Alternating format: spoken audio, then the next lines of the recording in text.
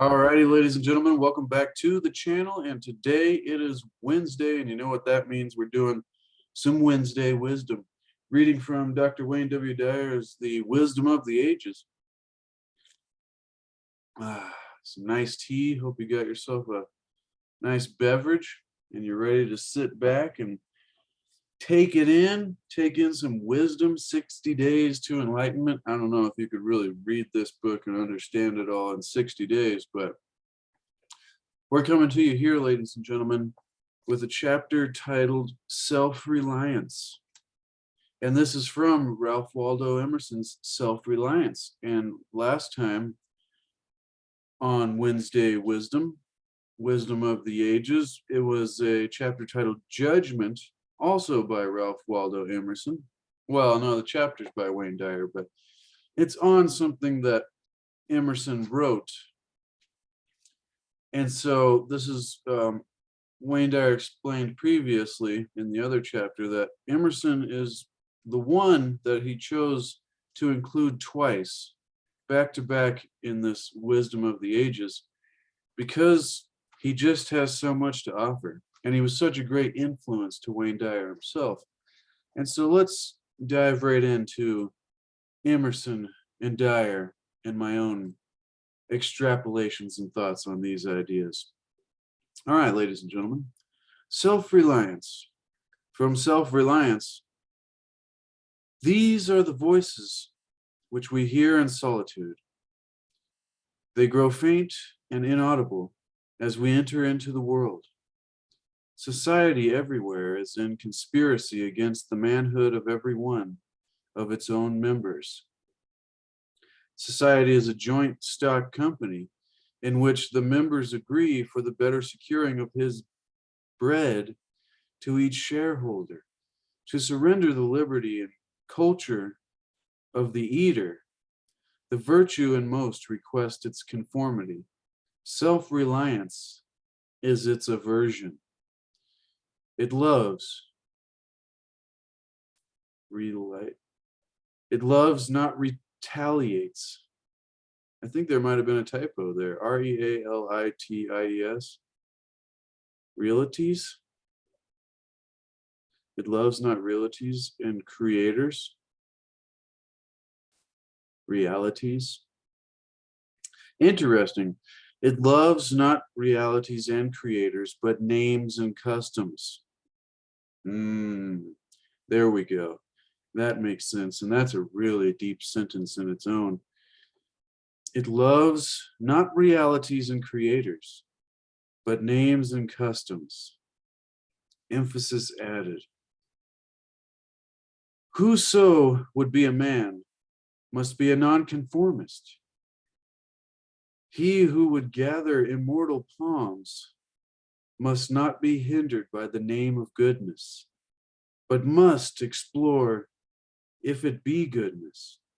Nothing is at last sacred but the integrity of your own mind. Wow, ladies and gentlemen, that's a mind bender there.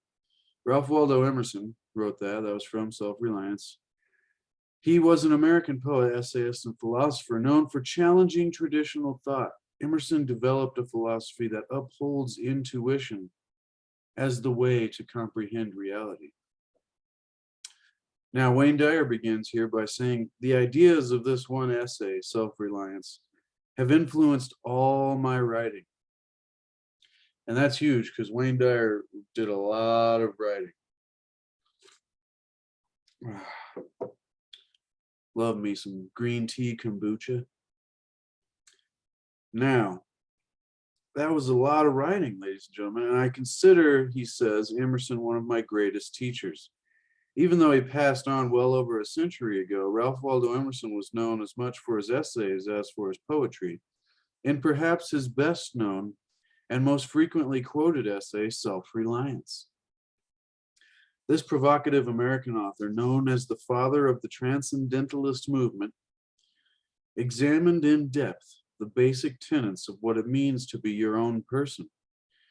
I can still remember, Wayne Dyer says, the impact that the essays Self-Reliance and On the Necessities of Civil Disobedience by Emerson's contemporary Henry David Thoreau, which is another favorite.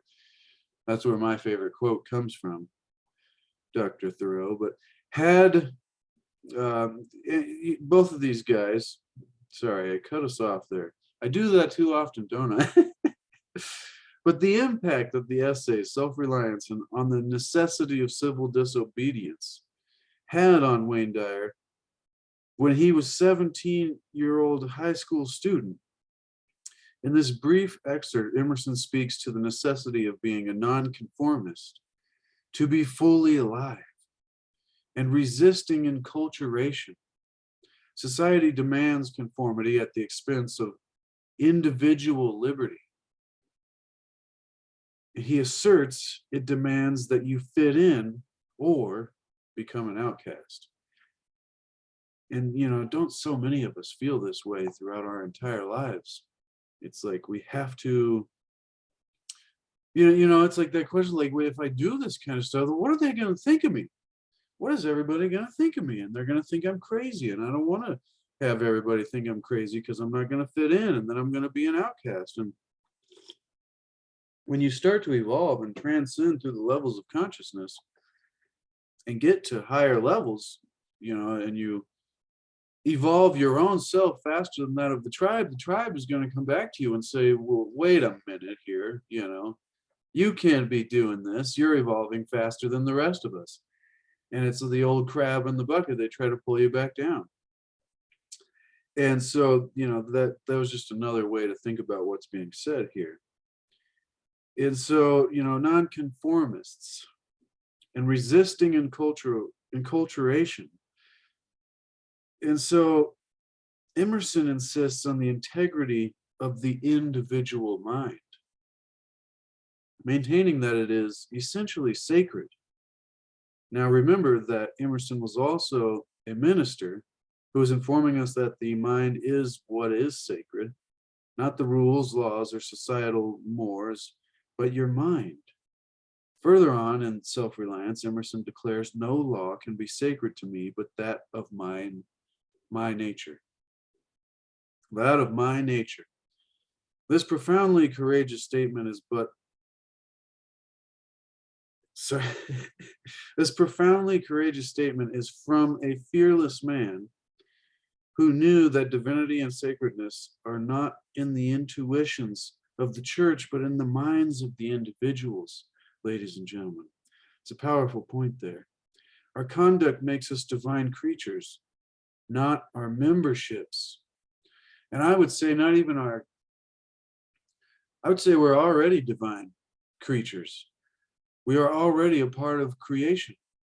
And if we, if we are it, and it is us, and it is also everything else that we think is separate from us, but as we've learned in earlier chapters and also living the wisdom of the Tao, that, we are a part of that, and everything is interconnected in a way that we often don't see because of our ego mind, blocking us from seeing the interconnectedness of all things, and the flowing of the force or the Tao or great spirit, whatever it is you want to call it.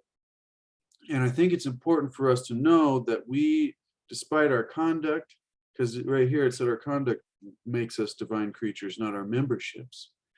But I would say we are divine creatures regardless of our memberships or our conduct, and that all things are divine. All things in creation. I don't know, you could get a lot of opposite. My mind always plays devil's advocate, so it's like, oh yeah, all things are divine, huh? And then how would you explain all the evil things? And it's like, the paradoxes, I think, are key to remember. It's like, in order for greatness to continue to grow, it needs a push of some sort, wouldn't you think? But anyways, before we get too off topic, ladies and gentlemen, just know that the love, that great force that is love, is already a part of every one of us as we go along in our journey, and our conduct may make us miss the mark, of the greatness that we have the opportunity to be, but that doesn't mean we don't still have it.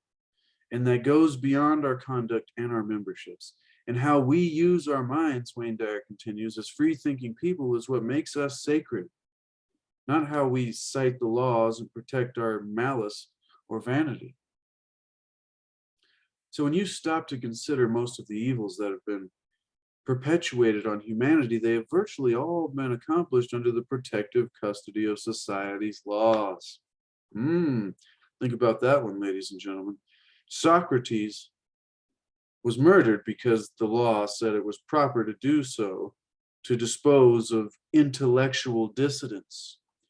And let's hope we never get there again, ladies and gentlemen, because I'll probably be one of those intellectual dissidents. And I bet every one of us watching here would fit into that category. Because we like to think outside the box. Now, St. Joan of Arc was burned at the stake because it was the law. Herod ordered all the male babies in an entire country to be systematically murdered because it was his rule. When Wayne Dyer's own mother was born, 1/2 of the population, that is 100% of the women, could not vote in America because the rules said so. At the time I was born, millions of people were being herded into camps. We all know about that story, and all their possessions confiscated because of inhumane laws. Now, many people can go many ways on that, but Wayne Dyer continues, it was the law. Let's skip to the next paragraph here. He's just going down the darkest events possible.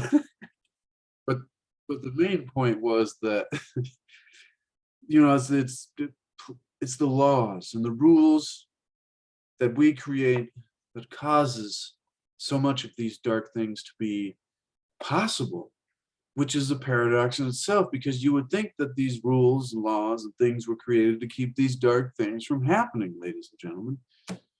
Isn't that the weirdest paradox? And that's been talked about in the Tao and also in this book, Wisdom of the Ages. And if you get value, consider subscribing, but also expand the description down there and you can get yourself a copy of this book. I've got it linked below. Now, people who truly understand what is meant by self-reliance, which is the main topic we're getting at here, know they must live their lives by ethics rather than rules.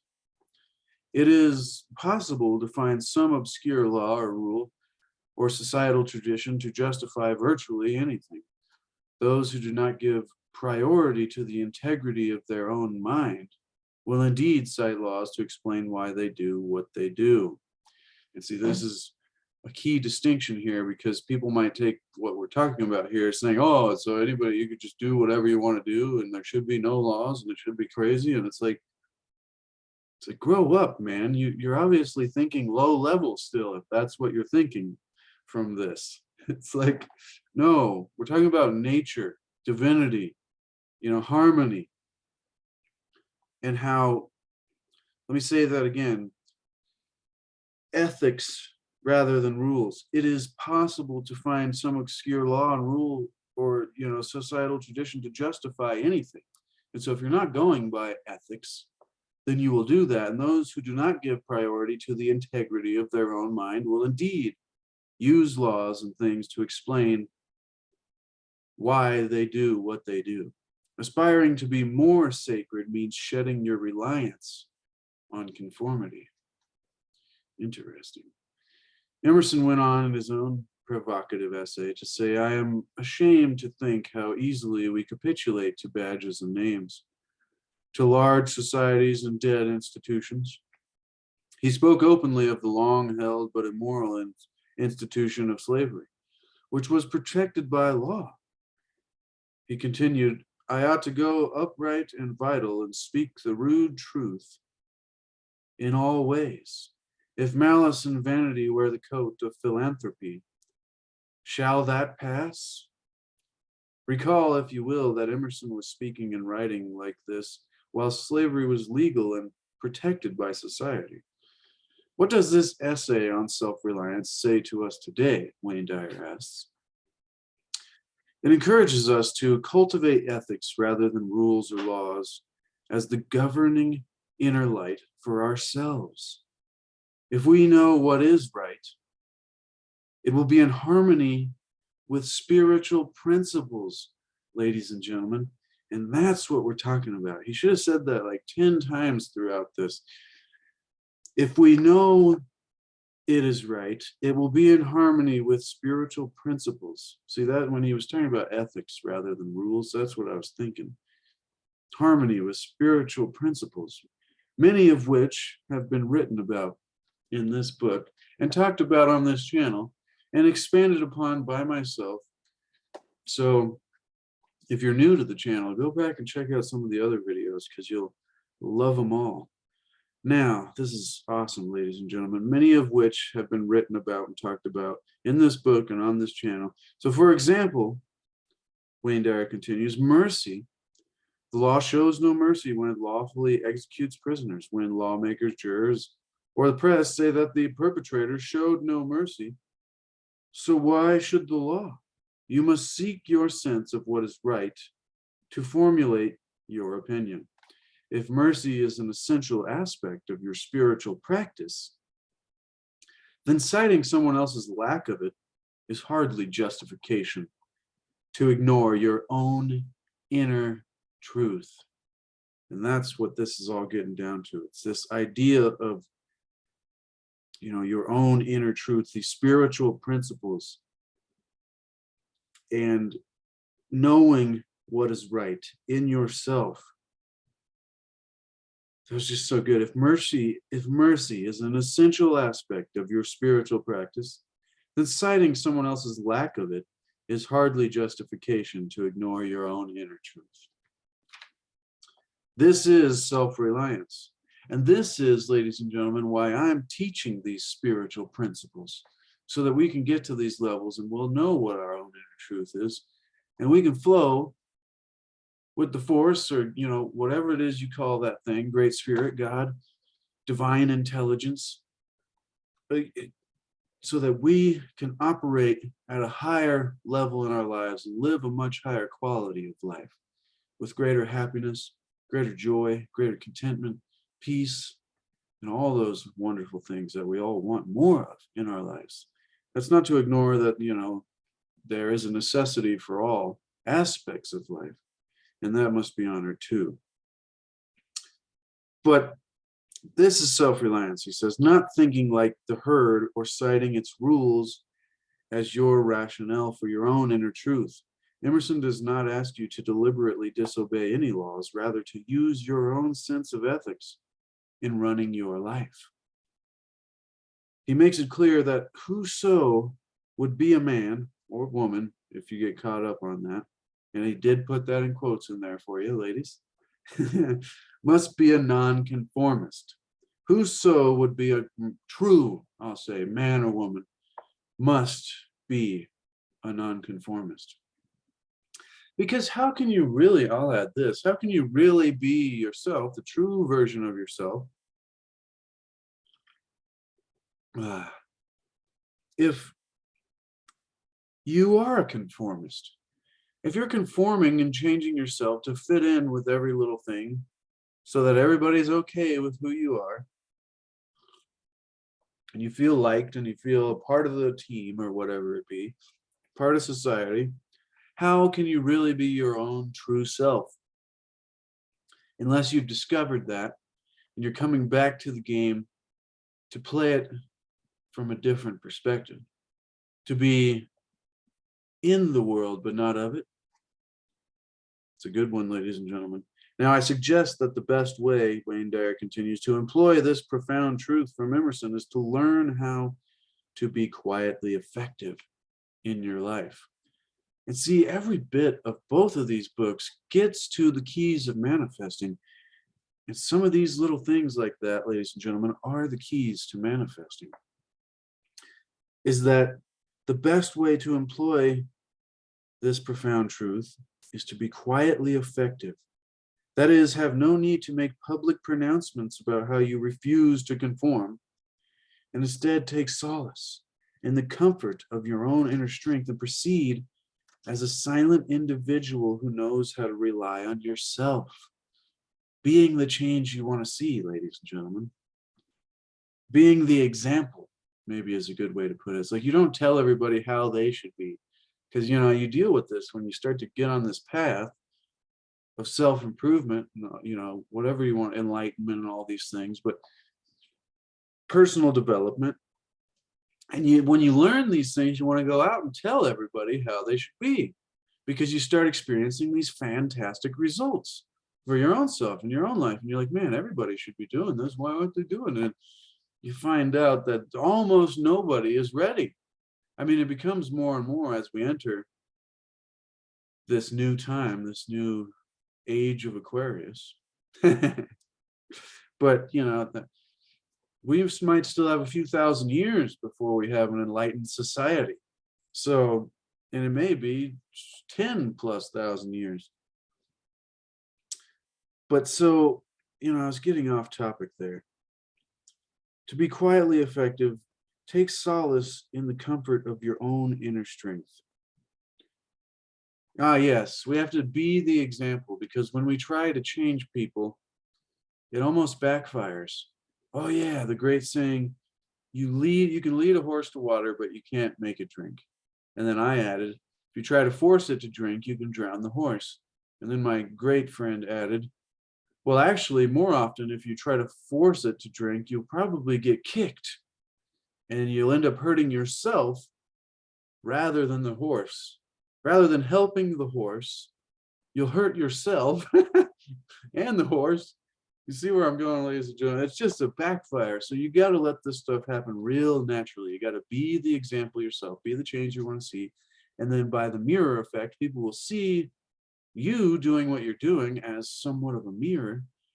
And they'll be like, wow, if he's getting such good results of, peace and happiness and joy or whatever it is in life from practicing these spiritual principles, think maybe I can do some of the things that I see him doing or her doing in their lives and try to incorporate it into my own life and see if I can get the same results. And I think that's a great way to say, how can we help awaken people? That's the answer. All right, let's get back. Sorry. So he says, I practiced. Actually, let me finish that sentence. Instead, take the solace in the comfort of your own inner strength and proceed as a silent individual who knows how to rely on yourself. Self-reliance. I practiced Emerson's philosophy, starting with my discovery of his essay when I was 17 in 1959. He says I was 19. In the Navy. Oh, this is a good story. Hope you're ready for this one, ladies and gentlemen. Stationed aboard an aircraft carrier, the USS Ranger, President Eisenhower was scheduled to fly over our ship, and all the sailors were required to get in a full dress uniform and spell out "Hi, Ike" on the flight deck as the president flew to a political meeting in San Francisco. When I learned, Wayne Dyer says, that I was expected to participate, I was outraged at this insult. Yet I seemed to be a small minority. Apparently, the majority of the crew did not mind conforming in group formation to create this greeting made of human letters. Rather than launching a protest, I recalled the words of Emerson. Whoso, this is a great lesson, so take this in. Whoso would be a man or woman must be a nonconformist. But I had to do it silently. I let the conformists go about their tasks while I disappeared into the bowels of the ship until this insult to my self-reliance as an individual with dignity was completed. No outbursts, no useless fighting, simply being quietly effective. The rules are not reasons to live a certain way.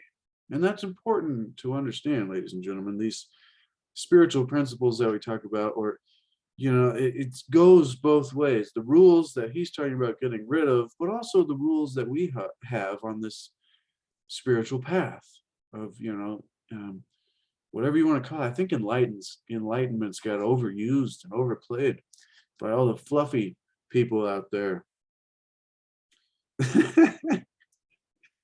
All the fluff. It's so much.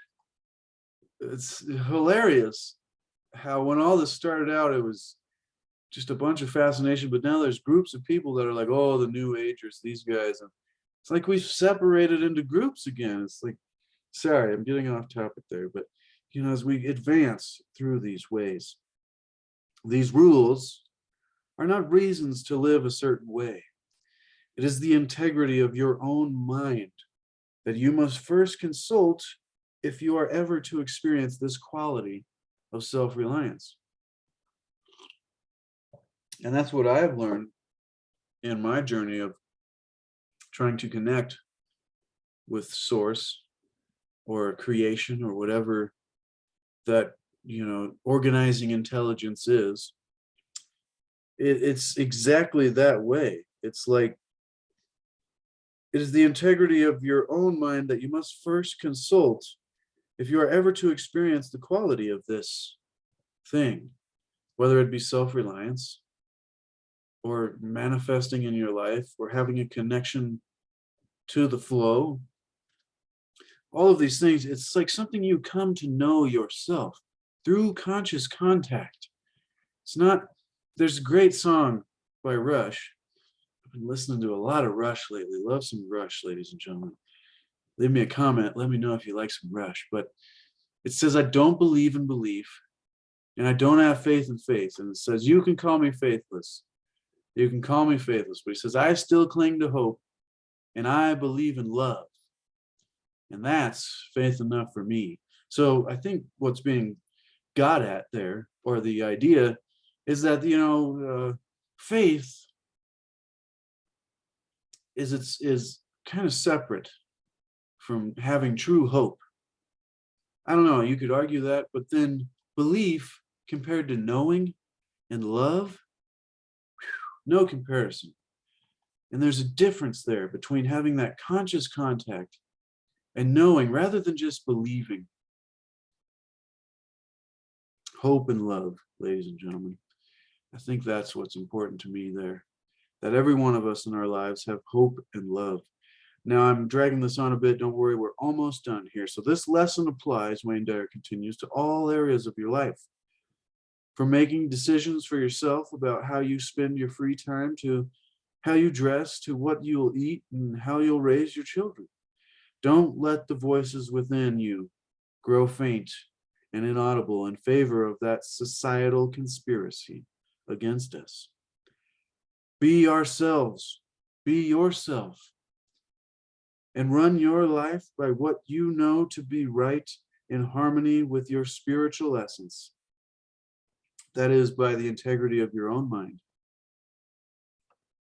And Ralph Waldo Emerson, and he also mentioned Henry David Thoreau in this, and the quote from Thoreau that makes me love him so much is that you must advance confidently in the direction of your own dreams and desires and endeavor to live a life that you have imagined. And if you do that, you'll be met with a success that is unexpected in common hours. And so Wayne Dyer continues here, says, here are some ideas to help you put this message from this extended video and chapter today, ladies and gentlemen. And if you're still here, I thank you so much and I love you. And I really hope you're getting something out of what I'm doing here. It says, here are some ideas to help you put this message of self-reliance from Emerson to work for you in your life. Number one, read the entire self-reliance essay and list the points Emerson makes in this classic piece of writing. When you're about to cite a rule or law to justify why you are acting a certain way, stop and shift to your personal integrity.